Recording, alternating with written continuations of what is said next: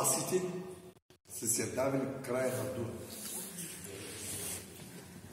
Много е важно да ни изпаднем тази неизгодна позиция и ние.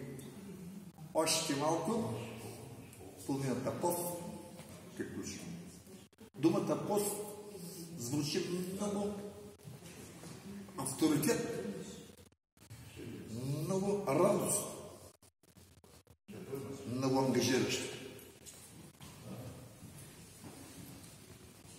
Тук не знам, който е служил в казармата, като кажат тази вечер си на пост, прави му сметка.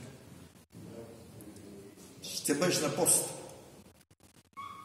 Ни наляво, ни надясно.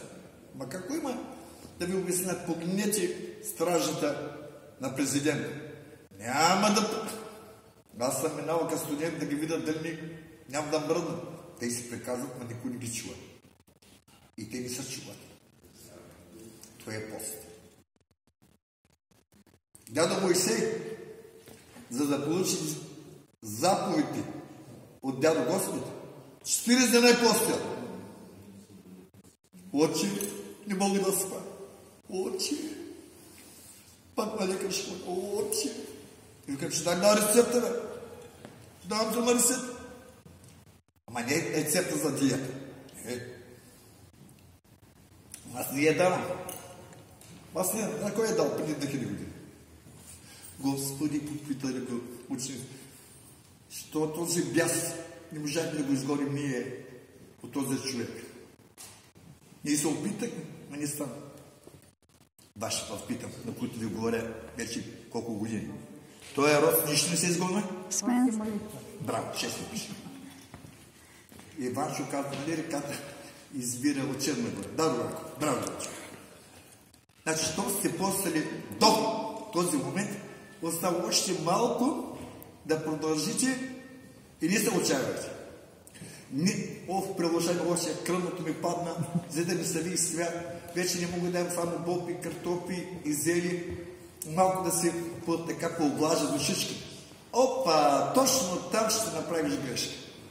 Що мислиш да пооблажиш душата, ти ще я смажиш със сатанинска грес.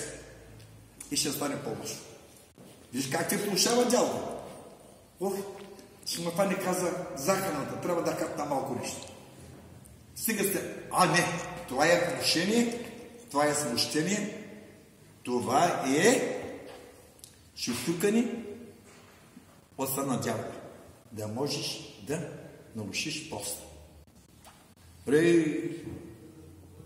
В планината, аз в семинарията, като бях дядо Киприян, горе в планината, корени беше, смъкини, див чесън, плодове, каквито ражда там Балкан. И здрав беше. Разправяме един мой колега, каза, оче Иване, трябваше да измести 2-4 шуала. Да измести. Пък аз да постим, така не ще мога ги дигна. Аз като да ги дигам, може да го усетя. Значи, пост е полезен веднъж и за душата, и за тяло. Този пост с нищо не се изгонва, освен, този род с нищо не се изгонва, освен 6 молитва и пост. Той, брата и сестри, се е наклал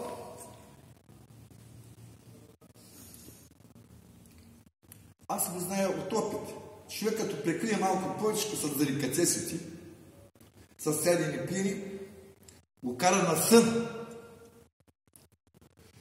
Като кара на сън,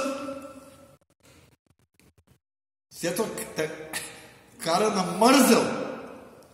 А мързълът та кара до униние. И какво казва дядо Поп тук на всеки час?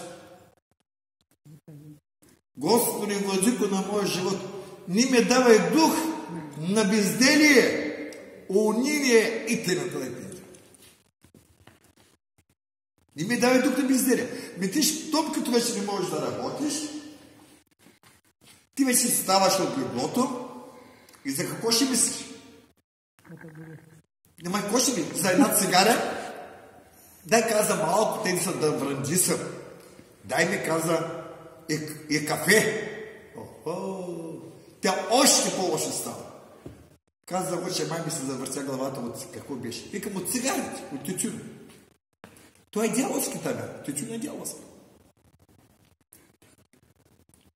Всяко действие има контрапротиводействие. Щом загубиш веднъж настроението, да поддържаш коефициента за полезно действие, кой наш полезно действие? Айде, ако път се отървам така, някои такива думички да употребявам, да бъда малко по-така възприет, не толкова колкото една чушка лютюбичка в яденето не ти ще нахрани много, но тя те отваря апетита, тя дразни така глада, малко повече да хапнеш. Това са някои такива думички, които си употребяват. Извинявам се на моите слушатели. Употребяват. Значи загубиш ли настроението да работиш? Зато викам на журналистите, които познавам по телевизията. Абе, като говорите малко да ме разберат другите хора, които ме слушат. Да разберат ме. Всеки знае, че си завършили право и си завършили риторика повече от поповете. Некой да разберат хората.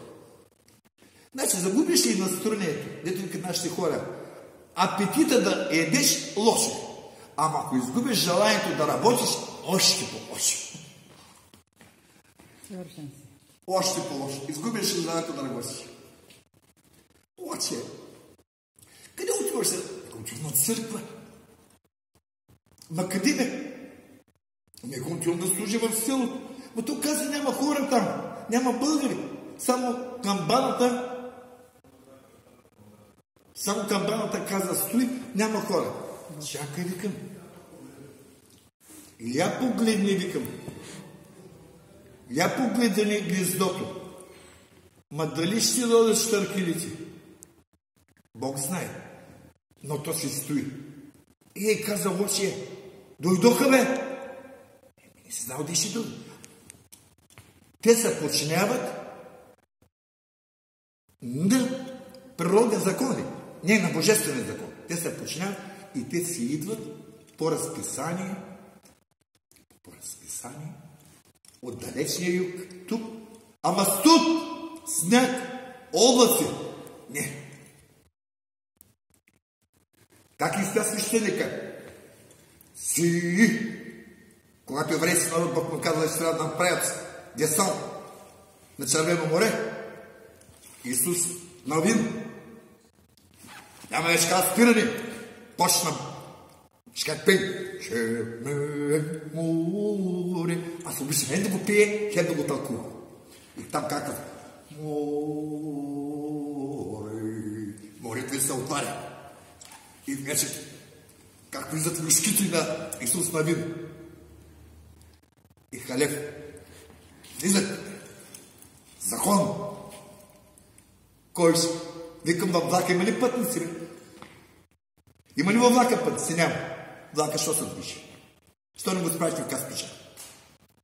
Ама трябва да се движи. И аз трябва да отида. Може някои хора, викам, от Варна, от София да дойдат в гара Самуил по някаква работа. И като ще учи камбаната би. Виж, чувате ли ма какво е горе? Да. Чакай бе, камбаната би бе. Чакай бе, да отидем. Какво каза Ляра Господ? Една душа да спасите. 1000 грехове ще покриете. И може да кажем, какво направим? Ти взема едно медицинско, 72 годишен се вече колко е? Ще стане? 100 ще стане? Не! Ти си дължен да се явиш на поста. Разправят за Априлското въстание. Разправят за Балканската война. Като отиде наши диди в Америка, Канада, Австралия. по света, като са чули, че се обявява вече спасителна освободителна война за балканските народи. Дартарта 80 години, пояса, въоръжил се и тръгва за България. Защото обича какво? България! Да. Той ако обича себе си пази кожата, няма да се дига да мине океана и да дойде тук. Пази си кожата. Ама що идва? Питам аз. Аз ще ви отговоря риторично на въпроса. От любов към България. Тъй пак се радвам, дето казва за Господ. Дето двама или трима са събрани в мое име, и аз. Ти откъде беше ушиме? Да. Значи казва, дето са двама или трима събрани в мое име, и аз не се. И как да призема вече словесният кораб? Казва, значи дядо Господ днес и вовек ще бъде с нас, след като ние не бяхме и присъствахме на тази света прежосвещена литургия. Боже да благослови да бъде с всички вас. Амин. Амин. Боже дава на